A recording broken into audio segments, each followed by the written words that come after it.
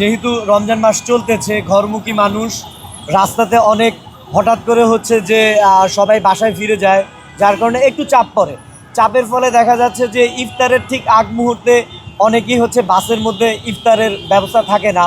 বেশ কিছুদিন আগে দু একবার আমিও এই জিনিসটার মধ্যে আমিও পড়েছি, আমার বন্ধু নাফিজও পড়েছে।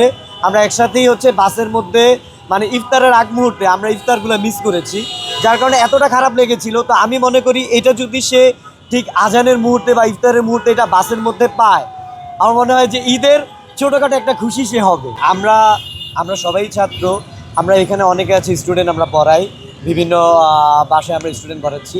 টিউশনের টাকা, তারপরে হচ্ছে যে আমাদেরকেও ফ্যামিলি থেকে টুকটাক শপিংয়ের জন্য যতটুকু টাকা দিয়েছে, সেখান থেকে আমরা বন্ধুবান্ধবরা মিলে এবং ছাত্রদলে অনেকে মিলে এবং আমাদের অনেক শুভাকাঙ্ক্ষী বড় ভাই, আমাদের মামা, মানে সবার কাছ থেকে নিয়ে আমরা এই অর্থটা জুগিয়েছি এবং এই অর্থের মাধ্যমে আমরা এটার ব্যবস্থা করেছি।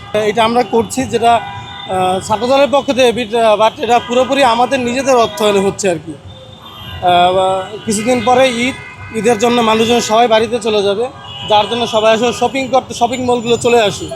তো এই জন্য ঈদের ইফতার ঠিক আগ মুহূর্তে জ্যামগুলো লেগে যায়। তো জ্যাম লেগে যাওয়ার জন্য তারা ডেস্টিনেশন থাকে শপিং মলগুলোতে গিয়ে ইফতারি করবে, কিন্তু সেটা অধিকাংশই পারে না। তো তাদের জন্যই আসলে আমরা ইফতারিটা নিয়ে এসেছি।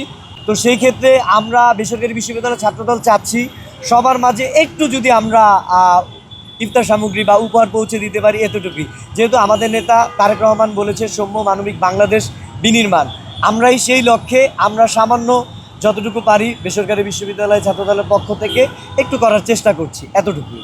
এর মধ্যে থেকে আমরা এতটুকুই বলতে চাচ্ছি, আসুন আমরা সবাই মিলে মিশে একটি স্বনির্ভর, সুন্দর, মানবিক একটি বাংলাদেশ গড়ে তুলি।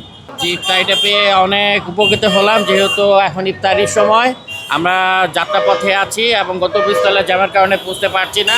এই ইফতারিটা পেয়ে জনাব প্রধানমন্ত্রী তারেক রহমানকে ধন্যবাদ।